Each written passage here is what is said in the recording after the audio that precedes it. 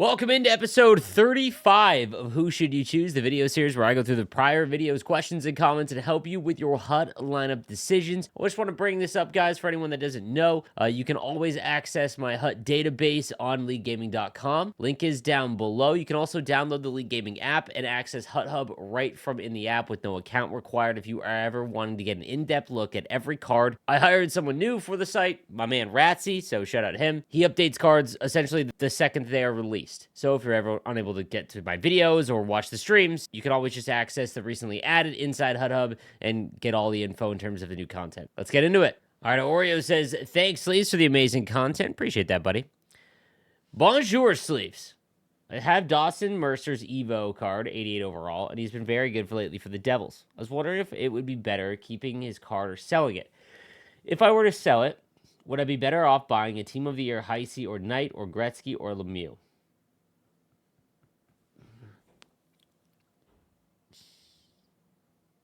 Man, this is tough.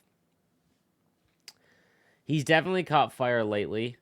He had such a slow start, and the Devils have been pretty bad lately. They just lost to the Canadians.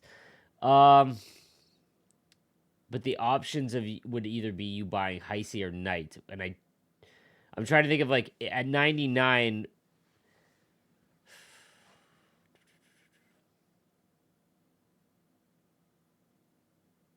I'm gonna lay it out you if you like this because I don't want to tell you and be wrong. I'll be honest with you. I'm gonna play both sides here. If you don't want to run the risk of Mercer not scoring and getting to 99, because that's the real issue here, then getting Knight or Gretzky or Lemieux, it wouldn't be Heisey in my opinion. They will all get 99. They will eventually give out cards that will get them to 99. When? I don't know. It might be later on in the year, but they will always be very high rated. You can make Gretzky or Lemieux, so I don't think it would be them because you can slowly do that no matter what. It would be for Knight. I'd probably just keep Mercer. I talked myself into it. Just keep Mercer. Hey, Slaves, I just wanted an idea of what I should do next. I don't do full team reviews, guys, so don't give me the full list of your team, but I'll try and I have Newendike in the collection, thinking of adding more team builders, but unsure of the commitment. Collection is empty, but I have 12 champs rewards and 12 GWC rewards coming this week. You definitely need a new. Actually, your team is pretty solid, bro. I'm not gonna lie. That new champs, Seabrook might be an option for you. But other than that, your team is pretty good. But yeah, guys, don't give me full list of teams. I'll usually just skip over it now. I'm trying to help out as many people as I can is all. I need to figure out a way to make theme teams more. They need to figure out a way to make more theme teams beneficial to use. That's my favorite part of playing Madden is making a Patriots theme team. Have 5 players, it gives you +2 to strength, and for every additional 5 players, it gives you plus in other stats. Eventually, get 50 players, all Patriots chemistry. You get like +3 to all attributes. Can't remember exactly, but it's a huge difference. I know hockey it's tough because you only have 20 players total. 100% agree. So it's funny. Something that MLB did this past year was Derek Jeter was introduced into the game. He finally got he signed on to get his rights and whatnot, and he was historically known as the captain of the New York Yankees. Captains in baseball are very rare. They're not what every team doesn't have a captain. But what they did was they released captain cards, and the captain cards would give a significant bump to a few important attributes depending on how many players or that were from that same team of the captain or met the criteria. Like, let's say there was a World Junior captain card, you would get +5 to shooting if you had 10 other World Junior cards in your lineup with that captain card activated. The NHL needs to do something like this because captains in the NHL really matter, and every team has one. So I 100% agree. I think releasing 30 captains at the launch of the game, maybe they're the X factors. Like, you could kind of make it like that. And let's say if you have 3 San Jose Sharks with Tomas Hertl, then you get +2 to wrist shot and slap shot, for example, right? If you get 5, you get +2 to body checking. They definitely need to find a way to increase that to make it more viable. Their current content structure is so archaic, guys, and they are trapped in this cycle. There is nothing they can do because if they were to tear it down and start again, that requires a significant amount of resources, but also, again, I don't agree with this, but think of it from a business standpoint. You make X amount of money, and you've been doing it for 10 years, and you can predict basically what you're going to make. And now you have to, if you are going to completely change all of that, there's no certainty that you're going to make the same amount of income. Again, I'm thinking from a business and the evil EA empire, so I'm giving context. But it needs to change. It 100% needs to change. There needs to be a fix to content. Every 2 weeks, you get a new event structure is lame. It is tired. It is overdone. The reduction to 3 days of content, which is fine, but not giving us banger content in those 3 days is pointless. It's a way bigger issue, but I totally agree because MLB got me so sucked in to real baseball this year. I'm a Red Sox fan. I have been since I was 8 years old. I love Nomar Garciaparra. Was my favorite player. I remember playing all those like Ken Griffey games, and like those were my favorite. And this year, it had been the first time that I'd watched maybe more than 20 games in a season, and then I'd watch every playoff game that the Red Sox played in. But unfortunately, the last few years they haven't been that good. This year, dude, I watched 75% of innings. I'm talking like every single game almost I was watching, and it was all because I was so obsessed with the MLB The Show. That is what the video games should do. Like sports video games should not be, I'm going to play this game because I like the sport. They should be, this game's so good, I'm going to go watch the sport more. Like that, in my opinion, that's the sign of a good sports game. And in that, I was able to use a full Red Sox team and not be completely crushed because of the captain cards. They would get significant boost to important attributes by running a full lineup of Red Sox players. If I were to try to make a Sharks theme team right now, I want you guys to think about this. And I'm sure there's worse issues, maybe Chicago. I don't even know because Bedard's got a few cards, but that's it. Like, if I were to make a Sharks team right now, I want everyone to think about this. For everyone that's a fan of, like, the Oilers and stuff, I would have Tomas Hertl's Fantasy or X Factor card. They're both the same. And then that's pretty much it, you know? So it's like, what's up, sleeves? I have a bit of a surprising take here. I'm struggling to get Team of the Year McKinnon going. I have Wheels and Salvo Force and Make It Snappy on him because I can't find use with Make It Snappy. But he still only has like 7 points in the 25 or so games I've played with him. I thought it might be because I score more with lefties, as my top scorer is X Factor Jack Hughes, but my number 2 scorer is Eichel. Any tips on how to use him effectively? I have him on the wing, by the way. So LeBlanc says, Make It Snappy is worthless on cards with max shots. It definitely limits the use, for sure. But as we found with the 99 shooting Connor Bedard that had Make It Snappy, the next gen card, I think that it does some other stuff. I don't know. That being said, it might be the way. I have this hard time too. It might be who is on the left side for you. So if you load up the top line of the best cards in the game, let's say you have Lemieux, McKinnon, McKinnon, and then Lemieux or whoever, and then McDavid, right? All three amazing cards. Not every one of them is going to score every time, but they are going to, put up your points. So it might be just a situation that your number one scorer is Hughes or whoever you have on the wing, and you're just using that player more. I would try adding elite edges instead of Make It Snappy, though, and see what happens. You could just try and move him down and up and down your lineup, play him at center. I've done this too when a card starts struggling. Hey, Slaves, I just have Ovi's Hupverse card. I activated Gold 1T and can't seem to score with it. Any advice? Second, not an NHL question, but I'm curious. Would you ever consider creating a second channel where you play through other games that you enjoy? If so, I'd watch that. So first question, the 1T does not work. It is not a viable way to score in this video game, and it's a shame. Because I think for years, people relied on it. That was like the meme. It's like, just forcing one-timers.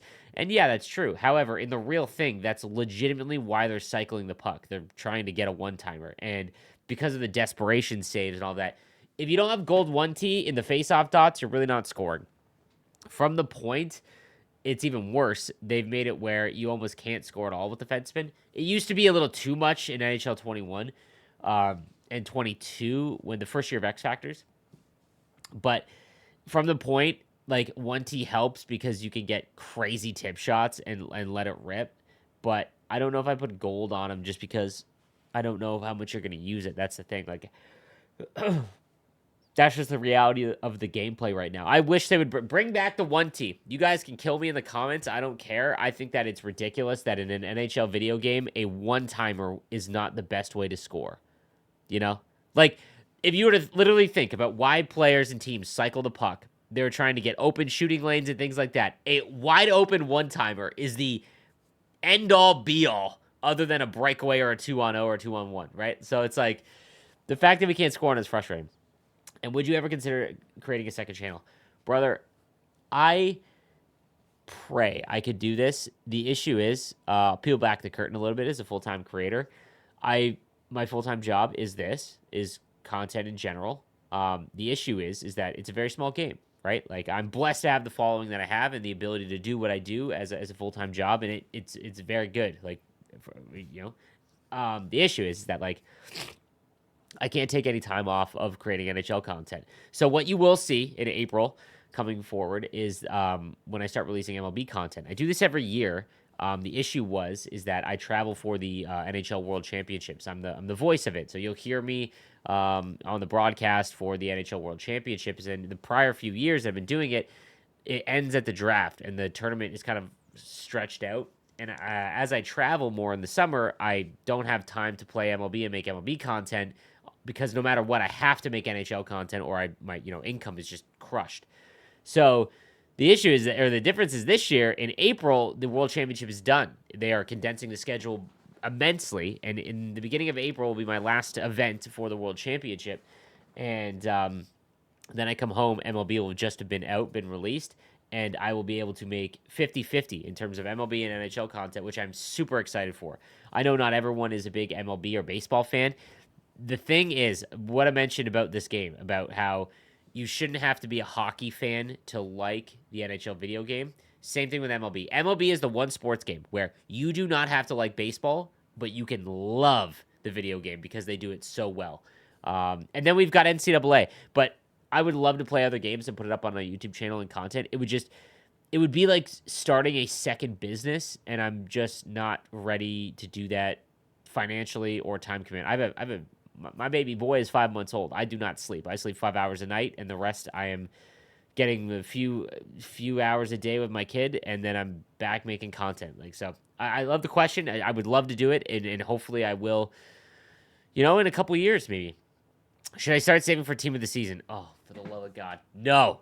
Enough. Enough of saving for events, fellas. I'm over it. Team of the year's done. Team of the season, there'll be a fraction of the player base. MLB will be out. NCAA will be out 2 months later. No. Use the cards and players that you like that come out over this event. Don't get crippled by this one event that is at the very end of the game. Is Team of the Year night better than Team of the Year Tkachuk? Crazy. I've been watching a lot of streams and listening to a lot of content creators. I'm also friends with some of the best players in the world. And in my Discord, if you're not in my Discord, go join it, by the way. It's 4,000 players that just grind hut. Like, it's crazy. I'm super happy with the state of my Discord. And Knight's been a really good card. And Tkachuk, you notice the sluggishness right now, which I kind of have a feeling. If you don't have Enforcer forward and is skating up to 94, she might be a better card right now if you can activate Unstoppable Force and everything, if she's high enough in your lineup. But it will not be for very long. It's just the way that HUD is, unfortunately. But Knight is a good card. It's not like a meme of whatever. Like, she's a very good card. Hey, Slaves, I'm free to play with 80K. Looking for a second line left winger. Here's my top 6. So you would need someone to replace a random Swedish player at 86 overall among left-handed wingers for 80K.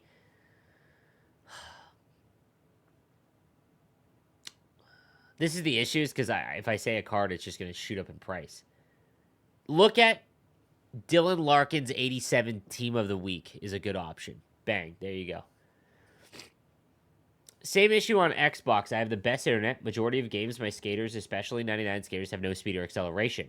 Been dealing with this for years on Xbox. I play on PS5 and don't have any of these issues. So I would totally disagree. Probably a location issue, but I don't know. I definitely experienced it on Xbox, but not PlayStation here in Chicago. But I do love Xbox controllers. I'm assuming best in the business. I mean, that's wild. It's a wild set of circumstances. I have heard, I would say 95% of the player base would say that have played on both, that PlayStation 5 is far less snappy than Xbox. It's crazy that you haven't. I wonder if it's a port issue because I know that Xbox internet like port issues are very very prevalent compared to PlayStation. But man, just the controller input, like that's crazy that you experience it like that. Would you recommend starting to make the 87 team builders in preparation as far as advanced as you can? So, what I would do is every time a new event comes out and you don't have any feeling of creating the new MSP or whoever it is, right? What I would do is take your rewards and slowly start either selling your cards that you were going to use to trade in to buy NHLers or take untradeable rewards and then just put those cards in the team builder set. You will need more than what you have. So, what he's alluding to is should you make more 87 team builders so that you can make more 90s that you can trade in? It has always been 2 for the next one. So 2 87s to get 190, 2 90s to get a 93 or whatever they go to, right? At least that's what it's been since the start of team builders the last few years. So what I did in the prior release was I made 4 extra 87 team builders because I knew that they would make 2 more simply because they want you to spend money on the game. So there's 6 90 overall team builders right now, right? That would get you 3 93s. No way that's going to happen. So what I would guess happens is not my fear, but if they add one more, so they make it 4 93 overall team builders, I feel like that's not enough. And my fear is they're going to release 6, which would mean you would have to get 12 more 87 overall. So you probably want to start preparing soon. It's for everyone that's asking, I saw a bunch of Reddit threads and stuff. Guys, just go back and look. The content team in terms of the structure of events does not change. It is super boring. So last year, I think it was like February 8th or 9th. It's in the middle of February. It was almost bang on when we called it in December because that's what it was the prior year. Hey slaves, I can power up Hillary Knight's X Factor and have all the free team of the year, so I just need 7 more. I can trade in some random bits, but went through most of my collection for men's. To get her, I need to trade in my 87 Demko, yay or nay. This was 2 days ago. Yeah, wait for rewards and see what you had. If you got to trade in 87 Demko, he's probably worth more than what an 87 would be. Hopefully with rewards, you should have been able to get this, I think. So. All right, guys, that's going to do it for this episode of Who Should You Choose. If you did not get your question answered, just be sure to subscribe with notifications on so you can get into the next video a little bit quicker, or just come stop up my Twitch stream. I go live by 2 p.m. Eastern time every single day. I've seen a lot of people hop over there from the YouTube channel, and we just chill, play some NHL, and I'd be happy to answer your question live. Thank you guys for watching. Have a good one.